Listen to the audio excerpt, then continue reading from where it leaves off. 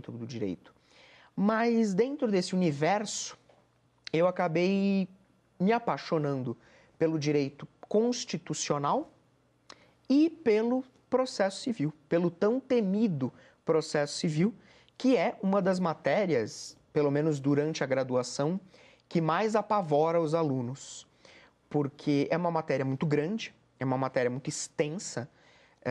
A média aí nas faculdades é que a gente leve de 4 a 5 anos estudando o processo civil, e a complexidade. Todo o ramo do direito da área processual, né, o processo civil, o processo penal, o processo do trabalho, todo o ramo processual ele apresenta um grau de complexidade maior. E ainda é atualizado também, de vez em quando, né, professor? Recentemente nós tivemos, né, em 2015, o novo Código de Processo Civil, Lei 13.105, que entrou em vigor em março de 2016, e foi uma revolução jurídica, porque eu me formei na faculdade ainda sob o Código Antigo. Aprendeu tudo do antigo. Foi mais ou menos assim, chegou um dia e falaram, olha, lembra tudo que você aprendeu de processo civil da faculdade? Então, esquece porque não vale mais, né? E, brincadeiras à parte, né, o novo Código de Processo Civil, ele manteve algumas matérias, mas o novo Código de Processo Civil, além de ser mais atual, ele foi construído já tendo a noção do processo digital. Então, isso foi uma coisa muito importante.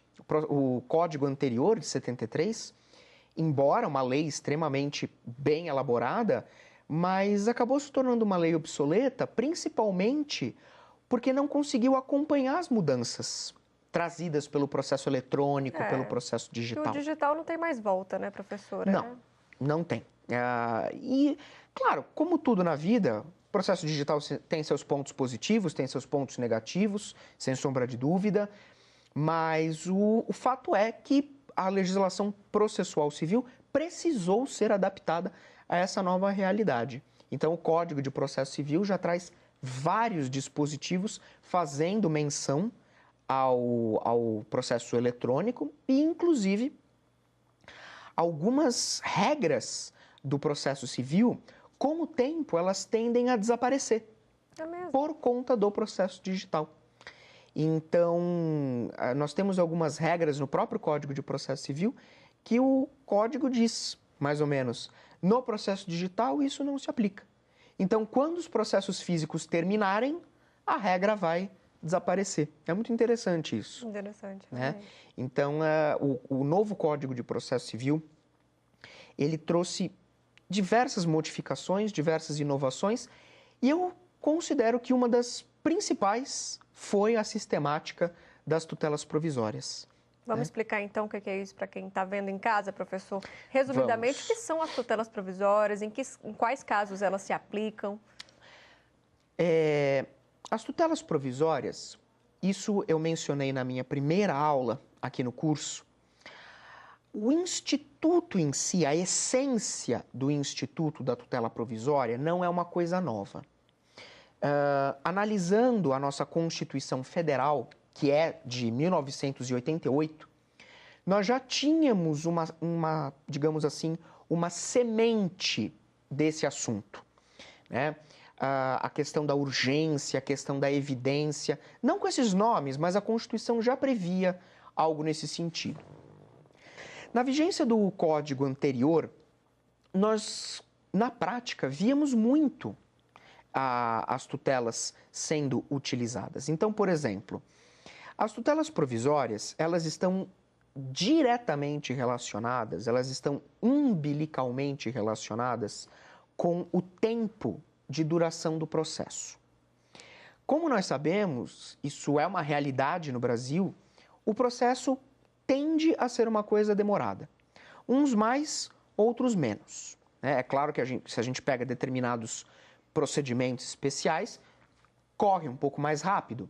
Um mandado de segurança, um habeas corpus, por exemplo, são processos que tendem, pelo menos na teoria, a terminar um pouco mais rápido. Agora, nós temos processos que se alongam nos anos. Não é raro você encontrar processos que estão há 5 anos tramitando, 10 anos tramitando, às vezes mais. E o fato é que, do momento que o processo começa, no momento em que a pessoa ingressa efetivamente com a ação até o término do processo, muita coisa acontece, muitos fatos acontecem. E, por via de consequência, nós temos que ter mecanismos colocados à disposição das partes para auxiliar nessas mudanças. Então, se durante um processo, por exemplo, eu prevejo que aquilo que eu estou pedindo, aquele meu direito que eu estou pedindo, ele corre um perigo de ser destruído, de ser prejudicado, por exemplo, eu tenho que tomar alguma providência. Eu não posso aguardar todo o trâmite do processo para só no final o juiz dar a decisão definitiva, porque quando chegar nesse momento, o direito pode nem existir mais.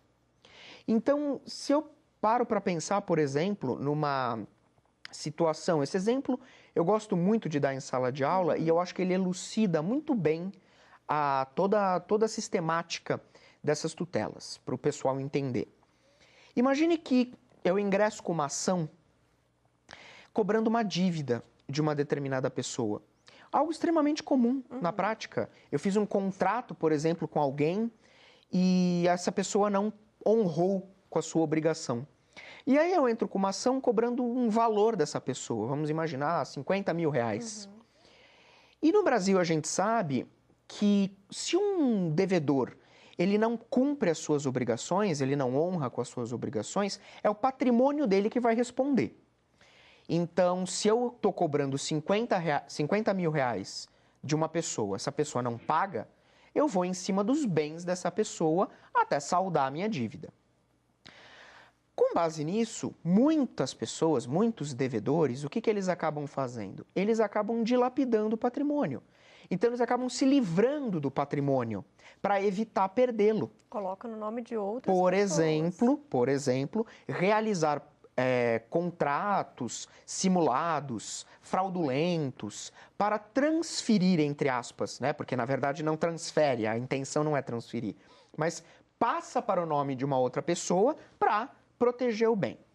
E aí imagine que eu estou num processo cobrando uma dívida e eu descubro que o meu devedor está tomando esse tipo de medida. Veja, se eu aguardar o juiz decidir ao final, se eu esperar a sentença ao final, eu vou chegar na sentença, o devedor não vai ter mais patrimônio. Pode ter vendido. Exatamente. Transferido, destruído em alguns casos. Então, o que eu peço para o juiz? Eu falo, juiz, eu preciso que você tome uma providência, uma medida, para proteger esse direito. Para proteger esse direito. Então, o que eu quero nesse exemplo que eu estou te dando? Juiz, determina o bloqueio dos bens. Bloqueie aqueles bens para que o devedor não possa transferi-los, não possa aliená-los. Para ninguém, né? Para ninguém. Preserve ali o patrimônio que quando chegar na fase de execução, lá no final, se o sujeito não cumprir, não pagar, eu vou ter garantia. Então, esse é um exemplo clássico do que nós chamamos de tutela de urgência. Perfeito. Né? Então, por que urgência? Porque tem um perigo. Nesse caso, qual é o perigo? O patrimônio ser desfeito. Um outro exemplo de tutela de urgência, imagine uma cirurgia. Uma pessoa precisa fazer uma cirurgia de emergência. Se a pessoa não fizer essa cirurgia, ela vai morrer. Mas o plano de saúde recusa. Entra com a liminar. O que a pessoa pode fazer? Pedido de tutela. Pedido de tutela de urgência. Fala, juiz, eu preciso dessa autorização. Eu preciso dessa autorização. Depois a gente discute o resto. Mas por enquanto eu preciso autorizar a fazer essa cirurgia. Ou então, nós temos também no Brasil as tutelas de evidência. E a tutela de evidência, ela é muito interessante, porque foi uma sistemática que o Código Novo de Processo Civil previu para inverter o ônus da demora do processo. Esse exemplo, então, a gente deixa para o próximo bloco. Professor, te peço um minutinho, vamos a um rápido intervalo, já já a gente volta.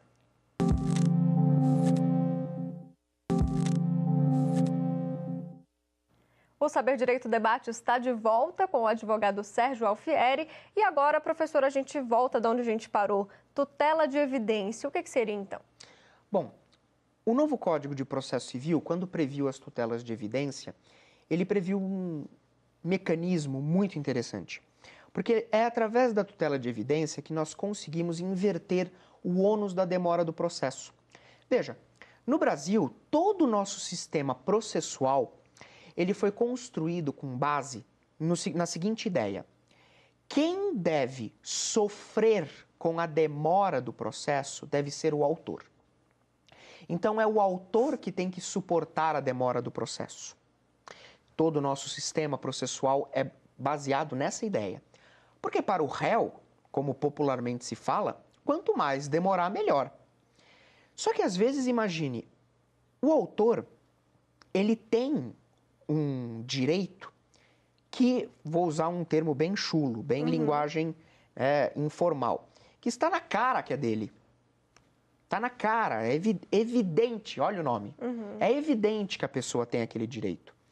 E aí eu pergunto, seria razoável você impor a essa pessoa esperar 5, 10 anos se eu já tenho quase certeza de que o direito pertence a ele? E aí que entra a tutela de evidência. Nesse caso, o que a parte pode requerer? Fala, juiz, eu quero que você me dê agora, no começo do processo, aquilo que eu só ganharia ao fim. É provisório. É provisório. Tutela provisória de evidência. Mas, ao final, existe a possibilidade do juiz converter aquilo que era provisório em definitivo. Na tutela de evidência, é o réu que passa a suportar o ônus da demora. E aí o réu vai querer que o processo caminhe rapidamente. Então foi um mecanismo muito interessante, com base nessas questões, claro, não é todo caso que é cabível, claro, mas com base nessa questão de direito evidente, uma alta probabilidade do direito pertencer a quem o alega. Perfeito. Professor, o senhor tem uma didática para explicar muito bacana. Dá aula há muito tempo? Não posso dizer que dou aula há muito tempo. Eu acredito aí que a docência, ela sempre foi para mim um grande objetivo. A carreira de docente, para mim, é algo que eu sempre quis desde cedo e nunca cogitei desistir. Mas você advoga também?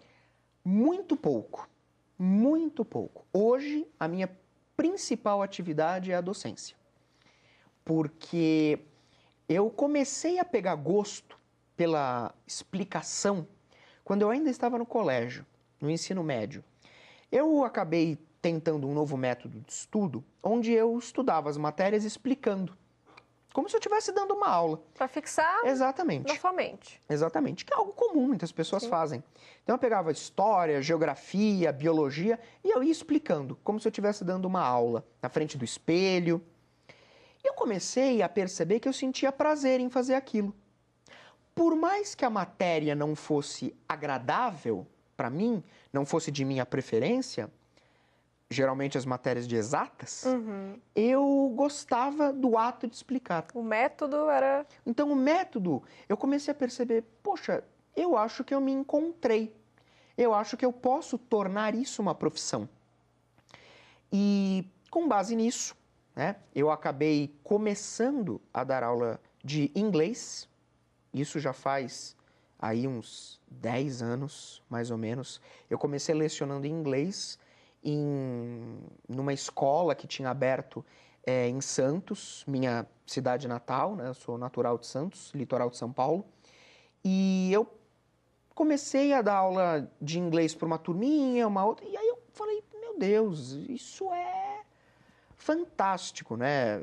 Parafraseando aí o professor Clóvis de Barros, que admiro extremamente, ele fala, a docência é um negócio, não posso utilizar exatamente o termo, mas é um negócio espetacular. E eu falei, é isso que eu quero para a minha vida. Eu nunca mais saio daqui. Hoje dá aula em quais lugares? Professor, cursinho, faculdade? Cursinho. Eu essencialmente trabalho com cursinhos preparatórios para concursos públicos. Já dei aula para OAB, já dei aula para preparatório de OAB, mas atualmente fico mais focado nas carreiras jurídicas, tribunais principalmente, mas também atualmente eu leciono para algumas turmas de concursos policiais, Olha, que carreiras interessante. policiais, Polícia Civil e Polícia Federal. Professor, você percebeu um crescimento da busca por concurso público em São Paulo também, que é uma cidade totalmente cosmopolita, né? Que as pessoas, o empresarial é muito forte, então o concurso a gente está acostumado com Brasília, que é a capital. Como é esse mercado lá em São Paulo? Nitidamente um aumento na procura, nitidamente. E o principal fator é o momento de crise que nós vivemos. Não dá para negar, sem emitir qualquer tipo de juízo de valor, mas a crise é uma realidade e isso levou diversas pessoas que até um pouco antes desse momento, nunca tinham sequer cogitado o concurso público, mas hoje buscam principalmente estabilidade, segurança, né? E um pagamento, uma remuneração adequada. E o concurso público fornece isso. O concurso público fornece segurança, estabilidade e, geralmente, remuneração adequada. Então, a gente nota, de maneira extremamente nítida, um aumento da procura em diversos campos. Concursos da área jurídica, concursos para a área fiscal, auditores, por exemplo, concursos para carreiras policiais. Aliás, estamos na eminência de termos aí concursos policiais, ou esse ano de 2018 promete concursos policiais, número de vagas muito grande. Os concurseiros podem, então, já abrir os livros, porque vai ter concurso esse ano. Aliás, uma coisa que eu sempre digo para os meus alunos, gostaria até de falar, eu tenho um carinho muito grande pelo professor Daniel Sena, já esteve aqui. Com a gente, no Saber Direito. Exatamente. O professor Daniel Sena é uma pessoa que profissionalmente me ajudou. Não foi apenas ele, eu tenho outros professores a quem eu devo muito, mas o professor Daniel Sena, ele é uma pessoa, um ser humano espetacular. E ele trabalha com concursos públicos há muitos anos e ele fala, enquanto você está pensando, tem gente fazendo. Enquanto você está pensando se o concurso público vai acabar ou vai diminuir, tem gente estudando. Não dá para perder tempo. Não dá para perder tempo. Não dá. Então, quem pensa em concurso público, e eu recomendo, tem que estudar e tem que aproveitar esse momento. Professor, a gente faz uma segunda pausa agora, é bem rapidinho, depois do intervalo. O professor dá dicas de livros para vocês. Não saia daí.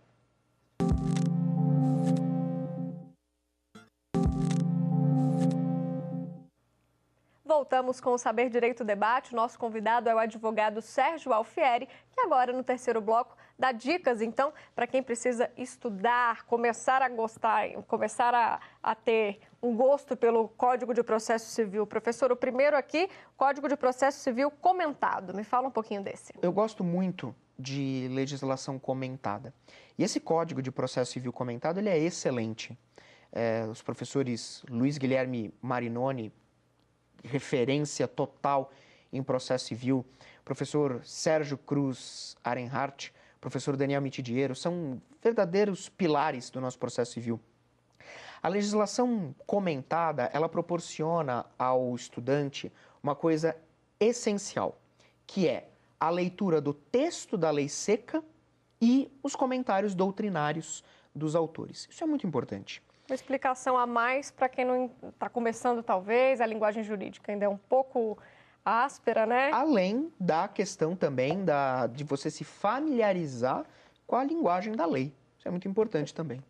O segundo aqui, Direito Processual Civil esquematizado. Esse eu imagino que para quem estuda para concurso e já está aqui totalmente à luz do novo CPC, né, professor? É essencial, então. O livro de processo civil da coleção Esquematizado, coordenada pelo professor Pedro Lenza, é um livro tanto para concursos públicos como para a OAB. O professor Marcos Vinícius Rios Gonçalves é um mestre excepcional do processo civil, com quem, aliás, eu tive o prazer de ser aluno na pós-graduação, trata de uma leveza da matéria de forma ímpar. Não só a aula do professor Marcos Vinícius é excepcional, como o livro transfere para o aluno uma leveza na leitura, em que pese o processo civil não seja uma matéria de fácil compreensão, porque é muito técnica. Mas o professor Marcos Vinícius, de forma brilhante, traz uma leveza excepcional. É um ótimo livro, principalmente para quem quer ingressar no estudo do processo civil. Importante falar que tem que ficar de olho na edição também, né, professor? Comprar uma edição atualizada. Sim. Esse já está totalmente atualizado, aliás, todos os livros, tudo de acordo com o novo CPC. E o último aqui, a Fazenda Pública em Juízo. Esse já é mais específico. Sim. O livro da Fazenda Pública em Juízo, do professor Leonardo Carneiro, é uma referência no processo civil quando o assunto é fazenda pública. Não há a menor dúvida, eu particularmente penso dessa forma, que a fazenda pública é um capítulo à parte do processo civil. Quando a fazenda pública está litigando num processo, seja autora, seja ré, o processo ele tem peculiaridades típicas da fazenda pública, sobretudo porque a fazenda pública possui a prevalência do interesse público. A fazenda pública é regida pelo princípio da prevalência do interesse público sobre o particular. Então, todo processo que envolve a fazenda pública tem peculiaridades. E nesse livro, também já de acordo com o novo Código de Processo Civil, o professor Leonardo Carneiro traz a explicação do Instituto e como isso se aplica à fazenda pública. Durante o nosso curso, durante as nossas 5 aulas, eu cheguei a mencionar uma ou duas palavras sobre as tutelas provisórias utilizadas em face da fazenda pública. Tudo com base no livro do professor Leonardo. Outra questão, o professor aqui fala que já está de acordo com as novas regras de arbitragem e a nova lei da mediação. É uma área que você também atua? Sim, eu sou conciliador e mediador, eu fiz o curso de capacitação de mediadores e conciliadores. Atualmente, por uma falta de tempo, a docência acaba trazendo para a gente um tempo mais restrito, né? Mas muito prazeroso. Então, eu acabei não desenvolvendo a questão da mediação e da conciliação atualmente, não desenvolvo com muita intensidade, mas a mediação e a conciliação foram extremamente privilegiadas pelo novo Código de Processo Civil. Aliás, o artigo 334 do novo Código de Processo Civil, ele prevê que a audiência de tentativa de conciliação e mediação é obrigatória. Isso falando no procedimento comum, né? Que é um grande ganho também para as duas partes, né, professor? Sim, é um ganho, eu acredito, para todos da relação processual. Autor e réu, as partes, né?